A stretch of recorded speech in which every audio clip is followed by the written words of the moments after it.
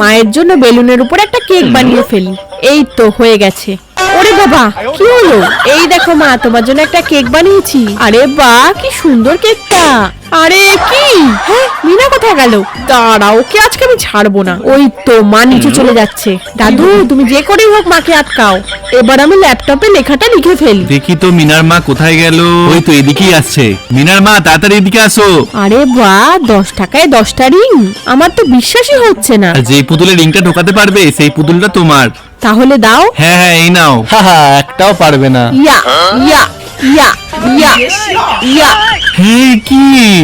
তুমি যাও, তোমাকে আমি আর কোনোদিনও খেলতে ডাকবো না। ঠিক আছে, আমার আর লাগবে না। হ্যাঁ, আমার কত লস করে দিল। এই তো হয়ে গেছে। শোনো, তুমি কেকটা গিয়ে এবার মাকে দিয়ে আসো। ঠিক আছে, শোনো, আমি কেকটা দিয়ে আসছি। এ কি, ল্যাপটপটা গরম কেন? মিনা নিশ্চয়ই এতে গেম খেলেছে। ওফ, এখন আবার কি? ম্যাডাম, আপনার জন্য একটা পার্সেল আছে। না লাগবে না, তুমি যাও। ওরে বাবা, আবার কি হলো? এটা আপনার মেয়ে আপনার জন্য পাঠিয়েছে। মেয়ে এখন ঘরে নেই, তুমি যাও। আহ দূর, তো আবার ডাকে। এবার কিন্তু আমি পুলিশকে ডাকবো। ম্যাডাম, আমি পাইপ রিপেয়ারিং করতে এসেছি। ও, পাইপলাইন ঠিক করতে এসেছো? তাড়াতাড়ি যাও। আরে কি ছুরি বার করছো কেন? না না, আমার কাছে একদম আসবে না। আরে আপনাকে আমি মারবো না, চিন্তা নেই, দাঁড়ান।